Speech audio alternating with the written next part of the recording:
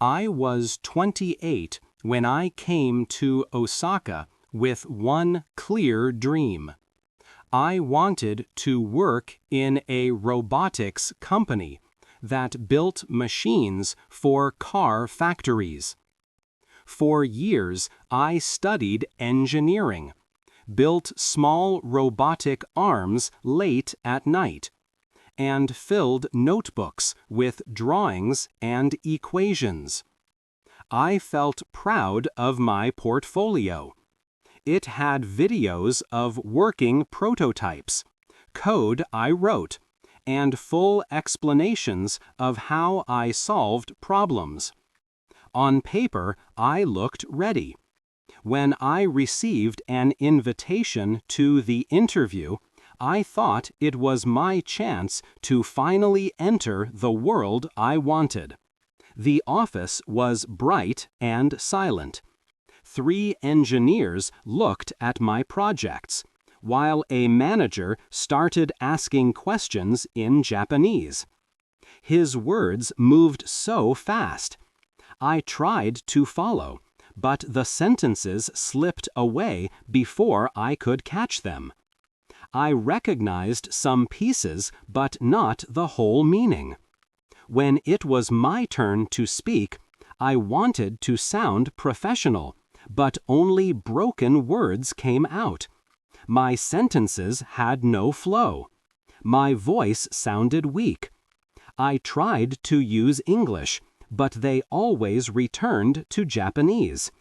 It was the company rule, and I could not escape it.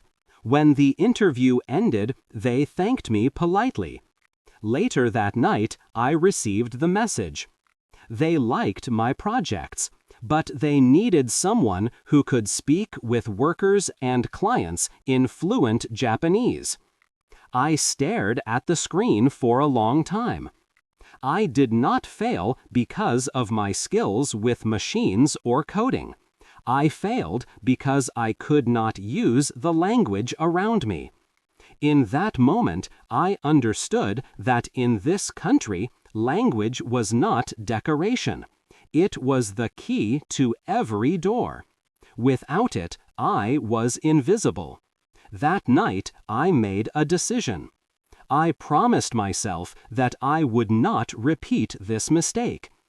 I took a notebook and wrote one sentence in large letters. 5 months. I gave myself 5 months to change. I would not spend money on expensive schools or drown in grammar rules again. I had tried that before, and it did not help me. I needed a new system, one that forced me to speak every day, to listen closely, and to think without translating. As I looked through the window at the lights of Osaka, I felt a mix of shame and energy. My failure hurt, but it also gave me clarity. I understood that technical knowledge alone could not carry me forward. If I wanted to work there, I had to use the language of that place. From that night, my goal became simple. I would learn Japanese until I could return to that kind of room, not as a guest who struggled, but as a professional who belonged.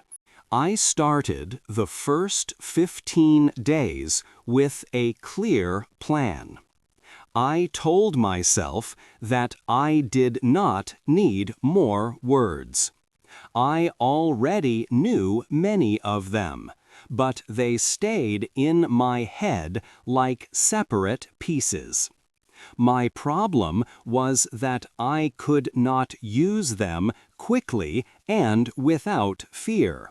So I focused on training my mouth and my brain to work together.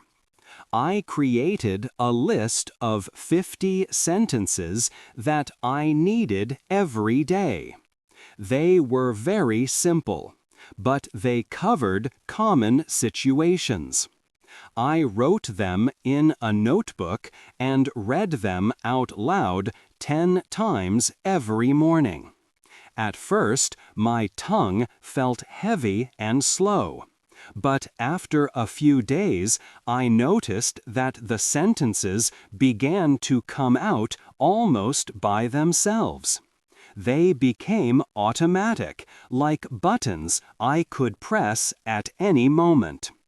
The second thing I did was to speak to myself all the time. Whenever I was alone, I described what I was doing in Japanese. When I cooked breakfast, I said what I was preparing, how it tasted, and what I liked about it. When I walked to the store, I described the weather, the people I saw, and the things around me. At first, it felt strange, and I thought it was silly, but soon it became natural. It turned my room, my kitchen, and the streets into classrooms.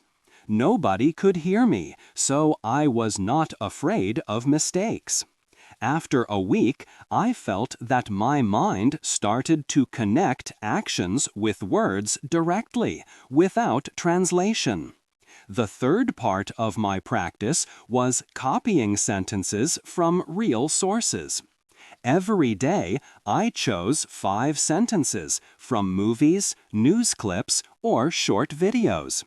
I listened carefully, stopped the sound, and repeated each sentence 10 times. I tried to match the speed, the rhythm, and the tone of the speaker. It was difficult in the beginning, but the more I repeated, the closer my voice sounded to the original. I realized that copying the sound was more powerful than only reading words. It gave me a feeling of speaking like a real person, not like a textbook. By the end of the 15 days, I noticed a real change. I no longer paused before saying simple things. I no longer translated in my head every time I wanted to speak. The sentences came out more smoothly, and I felt less fear. It was still very basic, but I could see that something inside me had shifted. The language was no longer only in books or on screens. It started to live in my daily routine, in my thoughts, and in my actions. That small victory gave me the belief that I could continue further. After those first weeks, I knew I had to go further.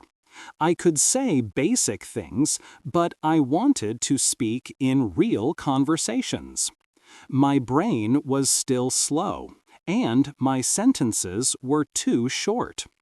I needed a way to think faster in Japanese and to stop feeling nervous every time I opened my mouth.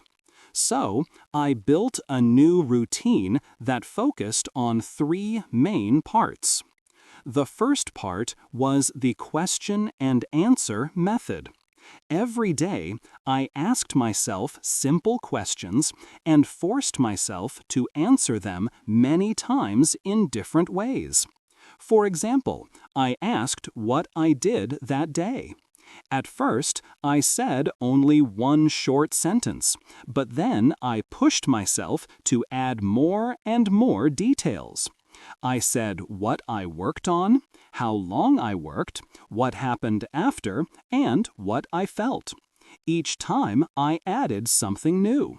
This simple game trained my brain to build longer sentences without stopping. I did the same with other easy questions, like what I ate or where I went. It was not about being perfect. It was about answering quickly, even if the grammar was not always right. The more I practiced this, the faster my mind reacted in Japanese. The second part was the echo technique for pronunciation. I listened to short clips from movies or podcasts. I paused after each line and repeated it exactly the same way, copying the speed, the tone, and even the emotion. In the beginning, it was very hard because my voice sounded very different. But after repeating the same line many times, I noticed that my sound started to get closer. My accent slowly became softer, and my sentences flowed better. It was not just pronunciation practice. It also made me feel like I was speaking together with native speakers. That gave me confidence and made me less afraid of sounding strange. The third part was the story method for vocabulary. I stopped writing long word lists. Instead, I chose 5 new words every day and built a small story with them. The story did not need to be special. It only needed to connect the words together. I read the story out loud many times and then tried to use those words later when I spoke. This made the words stick in my memory because they had a context. They were not just numbers on a list. They were part of something alive that I created myself.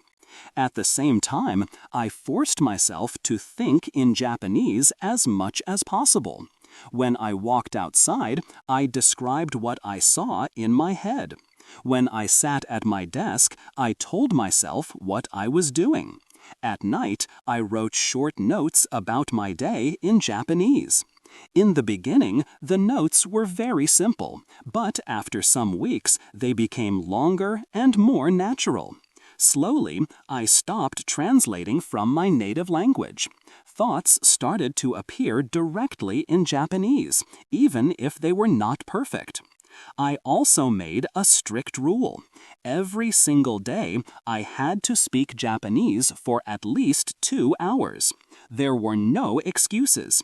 If I had no partner, I spoke to myself.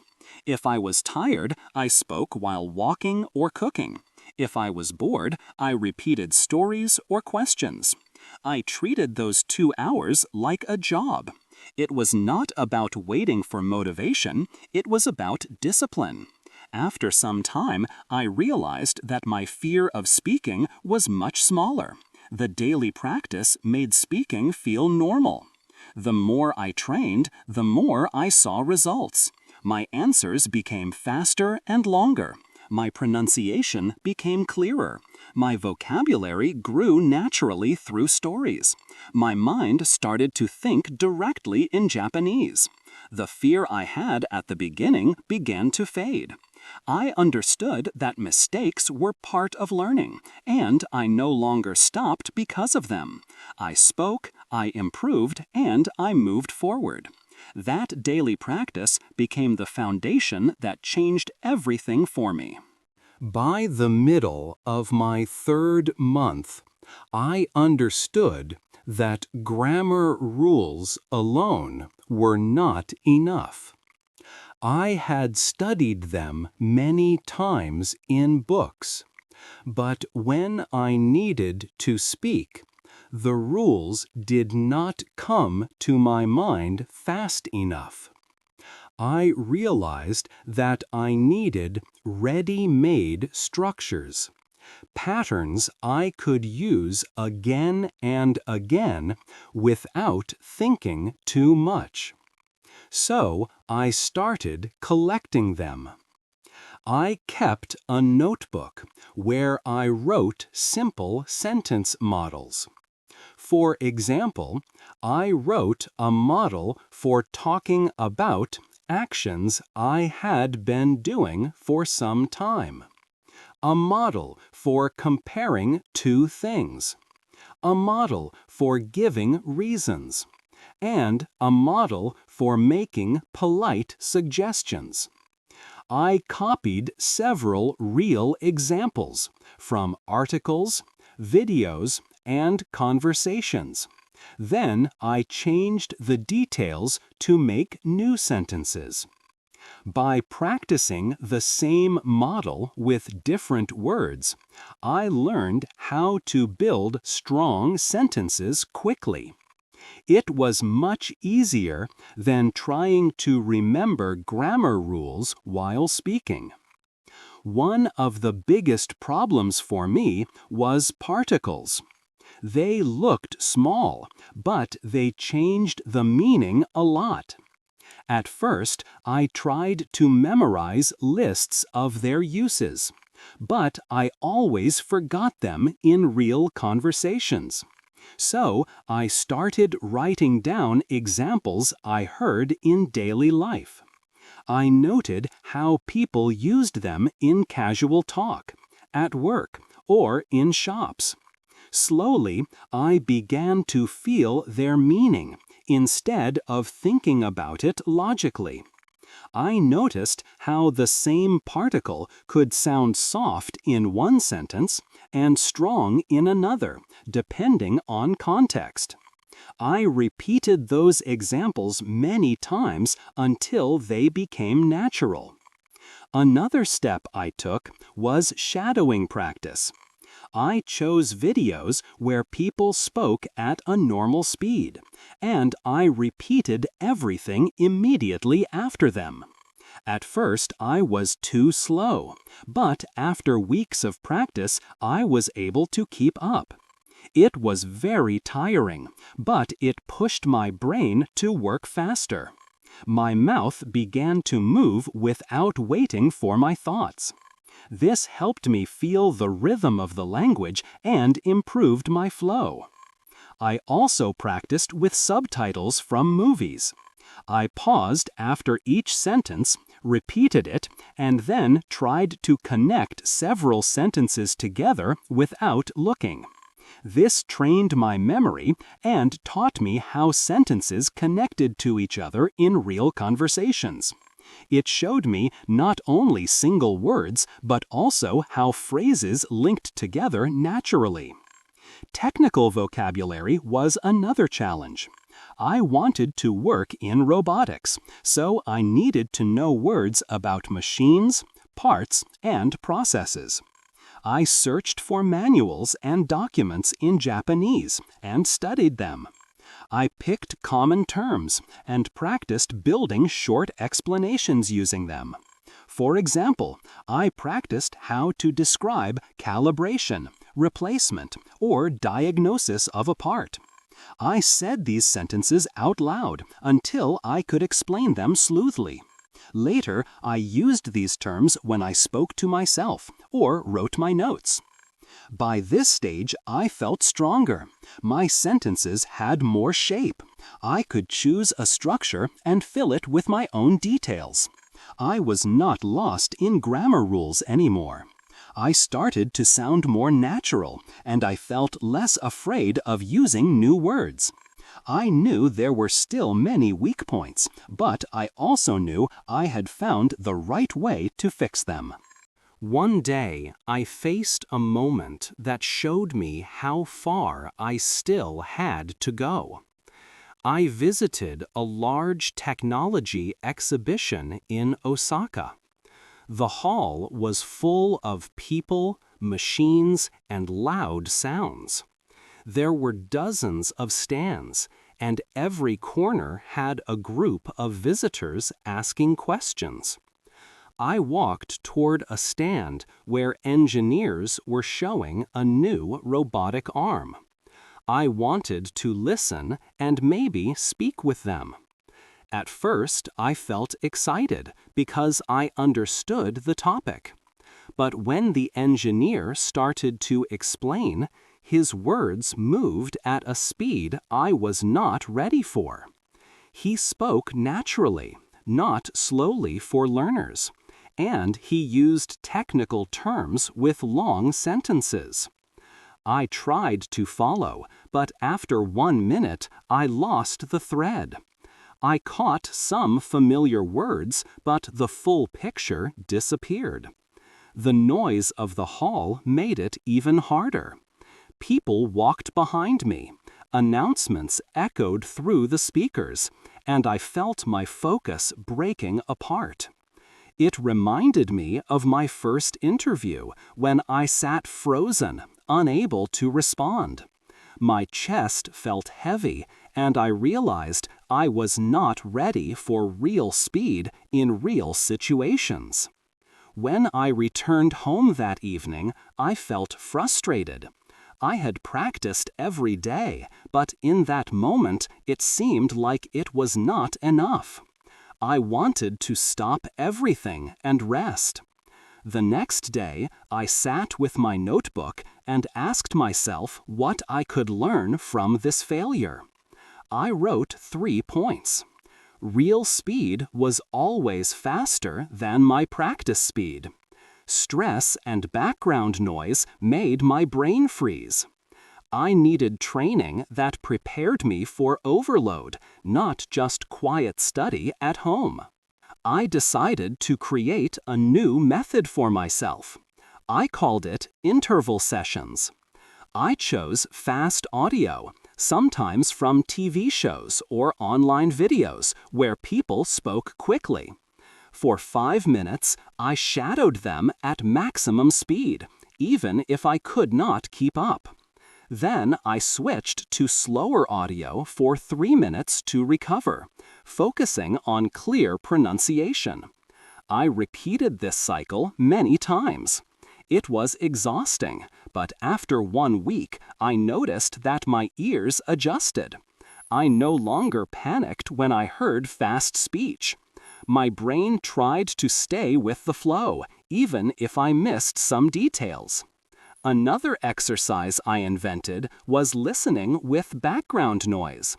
I played a recording of people talking in a cafe or traffic sounds together with the main audio. At first, it was chaos, but soon my brain started to filter the main voice from the noise. This gave me confidence that in a busy environment, I could still understand enough. I also began to practice giving short monologues under pressure. I set a timer for 3 minutes and chose a topic, often something technical related to robotics. I spoke without stopping until the timer ended. I recorded myself on my phone and then watched the video. It was very uncomfortable to see my mistakes and hesitations, but it was the only way to improve. I noticed where I repeated words too much or where I lost my idea. Each time I tried again with better flow. This practice helped me control my nerves and structure my thoughts. The combination of these methods slowly gave me strength. After several weeks, I felt different. My reaction to fast Japanese improved. I could follow the main meaning even when I missed small details. The noise no longer destroyed my focus. My monologues became smoother, and I spoke with more confidence. One evening, I realized something important. For the first time, my thoughts and my words were moving together. I no longer felt a gap between what I wanted to say and what came out of my mouth. When I listened to people on the street, I understood them without translating. When I explained my ideas to myself, the sentences came naturally. It was not magic. It was the result of all the small steps, all the times I pushed myself beyond my comfort zone. That crisis at the exhibition had been painful, but it gave me the push I needed. It showed me the real demands of communication, not the safe version in textbooks. By creating harder practice, I broke through the wall that held me back. I knew I was still far from perfect, but I felt ready to face real situations with more courage and less fear. A few weeks after that breakthrough, I received another invitation for an interview. It was from the same company group, but this time for a different department. The project was about installing vision systems on assembly lines. When I read the email, I felt calm. The fear that had once controlled me was smaller now. I remembered the shame of the first rejection. But I also remembered the long months of practice that had changed me. I decided that this time I would not walk into the room as a guest who hoped to survive. I would enter as a professional who belonged there. On the day of the interview, I arrived early and sat in the waiting area. I reviewed in my head some of the structures I had practiced. I reminded myself to speak with clear rhythm and not to rush. I entered the room and saw 2 engineers and a client from the factory. The moment I sat down, the questions started. They spoke naturally, not slowly, but I felt ready. I listened carefully, caught the main idea, and gave my answers in a steady voice.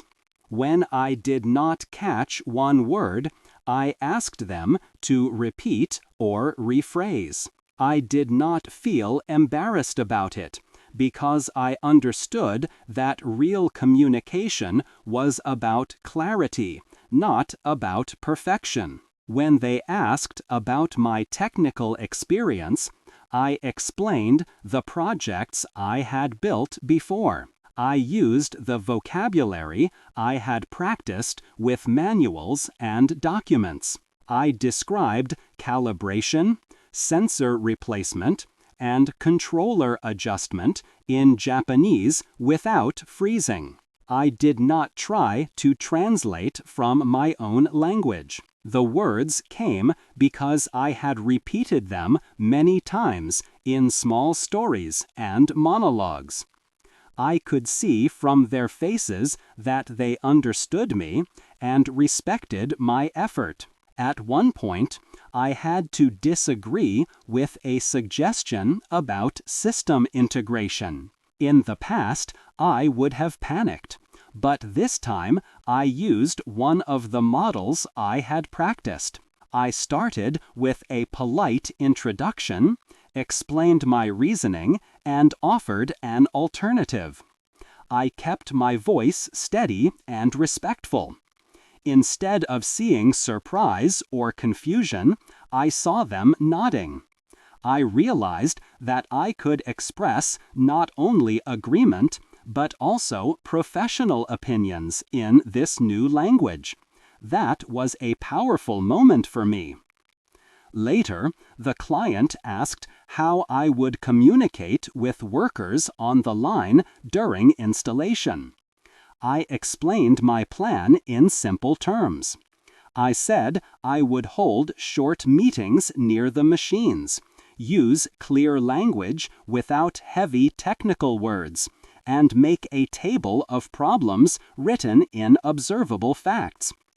I added that every time a defect appeared, we would write a quick hypothesis and test it immediately. These ideas came from my training of building structures. They allowed me to sound practical and confident, even though months earlier I had been afraid to say even one sentence. When the interview ended, I felt no emptiness. I knew I had done everything I could. A few days later, I received the call. They offered me the job with a salary higher than I had expected. I held the phone and felt a rush of emotions. I thought back to the first rejection and the long nights of practice. The difference between those two moments felt like the distance between two different lives. I started work the following week. On the third day, I stood by an assembly line with a tablet in my hand, discussing with a technician why the camera system was reading reflections as defects. I spoke naturally. I asked questions, gave explanations, and wrote notes. I was not thinking about whether my Japanese was perfect. I was focused on solving problems. The language had stopped being a barrier. It had become the tool that allowed me to do my work. Outside of work, I wanted to thank my family for their support. With my first salary, I bought a watch for my father. He had always admired such things, but never spent money on them. For my mother, I chose a small gold pendant. She had given up so much for me, and I wanted to give her something meaningful. When I handed them the gifts, I saw the emotions in their eyes. In that moment, I understood that the months of struggle had value beyond myself. It was not only about getting a job. It was about giving back and showing them that their belief in me had been right. Looking back, I saw that the second interview was more than just a chance for employment. It was proof of transformation. I had walked once into that same company weak and unprepared, and I had walked in again strong and confident. The journey between those 2 points was built with daily repetition, small victories, and constant practice. It taught me that discipline mattered more than talent, and that consistency could change who I was. When I left the factory after my first successful month, I felt something new. I no longer thought of Japanese as a mountain that blocked me. I thought of it as a road I could walk on every day. I knew I still had much to learn, but I also knew that the hardest part was behind me. I had proven to myself that I could change. That knowledge gave me the courage to keep going, not only with language, but with any challenge that life would bring. Thanks! Please subscribe and like. Spin a new yarn with us every week. See you there!